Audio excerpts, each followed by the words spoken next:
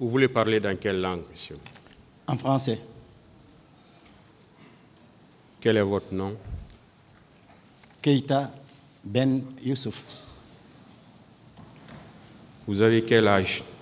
J'ai 69 ans. Où vous êtes né? À Kouroussa. De Elhadj Feu Fodé Moussa Keïta et de Hadja Mariama Kondé, vivante. Quelle est votre profession? Je suis médecin chirurgien. Où vous êtes domicilié? À Lambagny, dans Ratoma. Alors, dites au tribunal ce que vous savez dans cette affaire. Merci, Monsieur le Président. Chers honorables assesseurs, Mesdames et Messieurs les magistrats des deux parties, Mesdames et Messieurs les personnalités présentes dans cette salle, chacun à son titre et grade, chers compatriotes dans le box des accusés, car nous sommes tous Guinéens. Je voudrais, avant tout, ne serait-ce que personnellement, observer une minute de silence en la mémoire de mes compagnons qui sont des compatriotes qui ont perdu leur vie au stade du 28 septembre, le 28 septembre 2009, alors que nous exprimions tous la même volonté et nous avions tous le même droit et le même devoir. Ils n'ont rien fait pour mériter leur sort, qui a été fatalement l'au-delà, et nous non plus n'avons rien fait pour survivre ce jour macabre.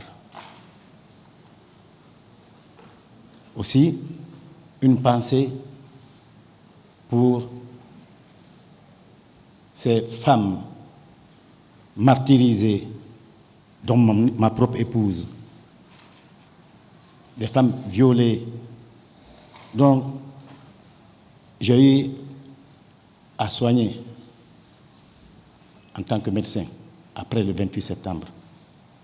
Ces handicapés qui aujourd'hui mènent leur vie péniblement. Donc, pour tout ceci, et surtout les disparus qui n'ont jusqu'à présent pas été retrouvés, une minute de silence.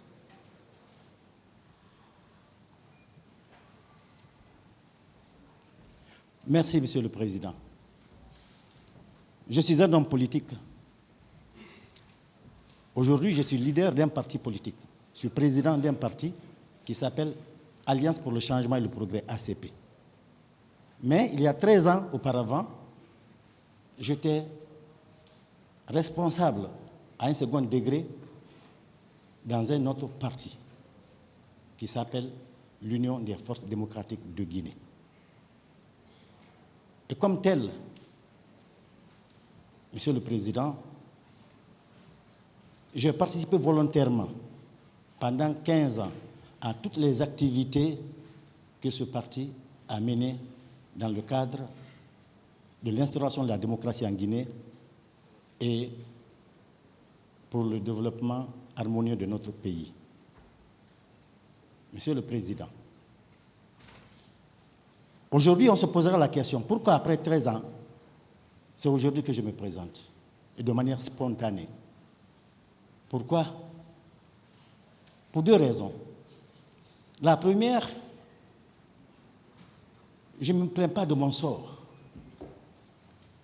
parce que le jour 28 septembre, quand j'ai décidé de quitter ma maison pour aller, je suis allé en connaissance de cause, en sachant les risques que je courais. Comme on dit, qui ne risque rien n'a rien. Mon sort, je me suis accommodé avec, parce que c'était moindre que ceux qui ont perdu la vie. Cependant, mon épouse, qui a souffert le martyre, a comparu devant Human Rights Watch.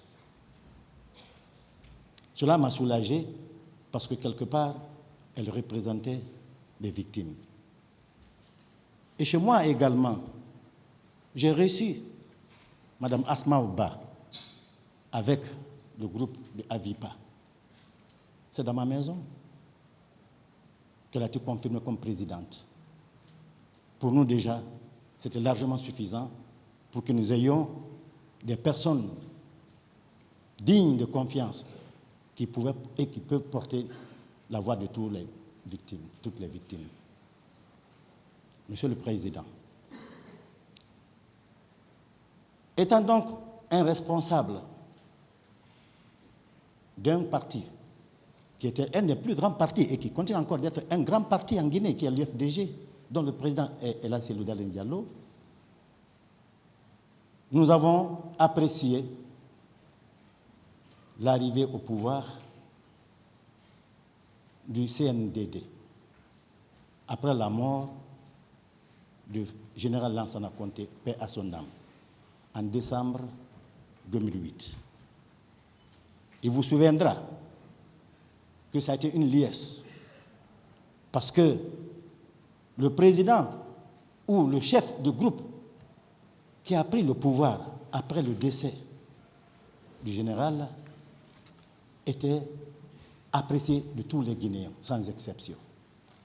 Il portait un espoir. Nous avons confiance en lui. Il était même un idole. Nous avons observé un vent de liberté dans tous les sens venait de sonner encore sur la Guinée et planer sur la Guinée. Et l'équipe, dans les premiers mois, a fait un beau travail. Mais le plus important, un homme, c'est la parole. Si nous avons apprécié le travail de l'équipe dirigée par le chef de l'État à l'époque, le capitaine Moussa Dadis Camara, que je respecte, parce qu'il s'est engagé, comme aujourd'hui, le CNRD s'engage à lutter contre la gabégie, contre le détournement, à lutter farouchement contre la drogue et à s'intéresser aux activités sociales, c'est-à-dire les nécessités de base, l'eau, le courant. Nous nous souviendrons tous qu'à l'arrivée du capitaine Dadis, il n'y a pas un quartier de Conakry qui n'avait pas connu le bitume. Il n'y avait pas un quartier de Conakry où il n'y avait pas de forage. Et nous, en tant que patriotes, étions fiers. Mais, comme politique, nous savions qu'un régime militaire est toujours un régime militaire. Le militaire, c'est fait pour la caserne. Le militaire, c'est fait pour défendre la nation. Le militaire, c'est fait pour assurer la sécurité de l'État, du pays et de tout ce qui est dans le pays. La politique, c'est pour les civils. Et le président du CNDD l'avait bien compris quand il a pris le pouvoir en déclarant Urbi Torbi qu'il n'était pas venu pour se pérenniser au pouvoir, librement. Donc, nous l'avons tous adulé. Et c'est sûr qu'il allait aller. Malheureusement, nous ne savons pas par quel sort, nous avons vu des signaux qui nous indiquaient clairement que l'homme allait renier à ses engagements premiers. Ce qui, naturellement, attira l'attention des forces vives. Je veux parler du syndicat.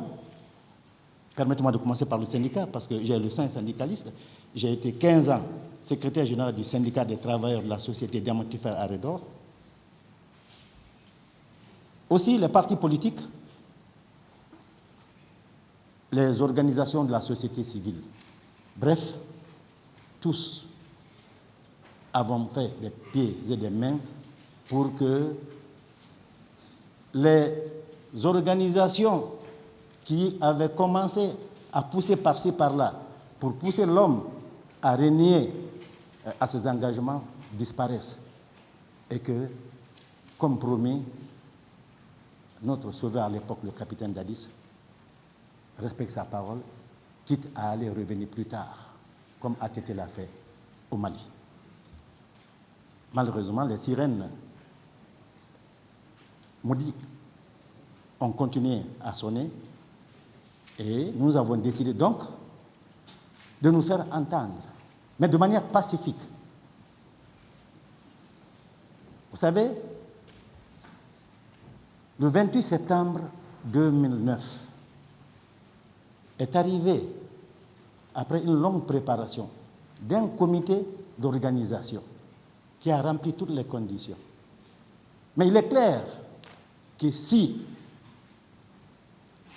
la manifestation pacifique est un droit inaliénable, constitutionnel, il est clair aussi que quand elle est interdite, on court des risques dans un régime militaire. Mais il fallait que nous allions passer sur notre droit. Et si vous entendez que je ne me plains pas de mon sort, c'est parce que cette manifestation avait été interdite. Quoique notre droit, mais elle était interdite. Ceci étant, nous avons exercé ce droit. Le 28 septembre, donc, les Guinéens qui appartenaient aux forces vives ont été demandés par nos leaders de l'époque de se présenter au stade. Je viens maintenant au 28 septembre, Monsieur le Président. Étant convaincu donc que c'était une nécessité de se manifester et un droit constitutionnel,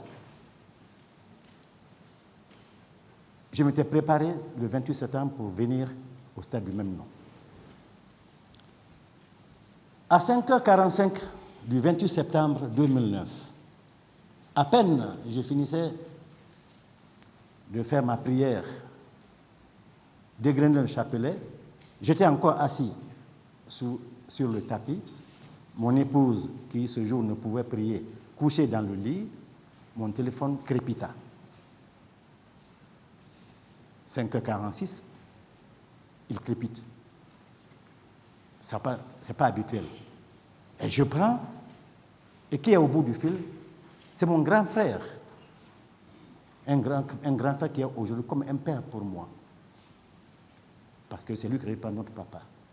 À l'époque, il était un retraité de l'armée guinéenne. En 2006, au temps du Jean Lasconté, sous la responsabilité de Dourang Assifat Diassini, qui était le ministre de la Sécurité de l'époque, le commandant Keïta a été mis à la retraite. À l'époque, 2006, jusqu'il y a quelques 3 à 4 ans, il était en possession de toutes ses capacités physiques et intellectuelles.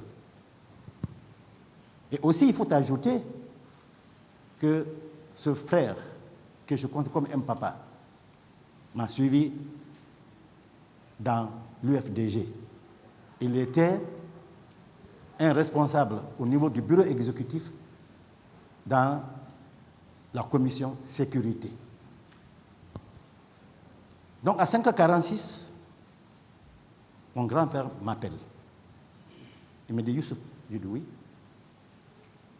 Ne sors pas aujourd'hui. Hein. Tu es sorti? Je dis non, je ne suis pas sorti. Il ne faut pas sortir aujourd'hui. Je dis pourquoi? Non, il ne faut pas sortir. Ce n'est pas bien, il ne faut pas sortir, parce que c'est interdit. Il faut rester. Je dis, mais mon frère, nous avons déjà pris un engagement, il faut qu'on aille. Il dit non, ne sors pas. Je dis d'accord, je ne sortirai pas.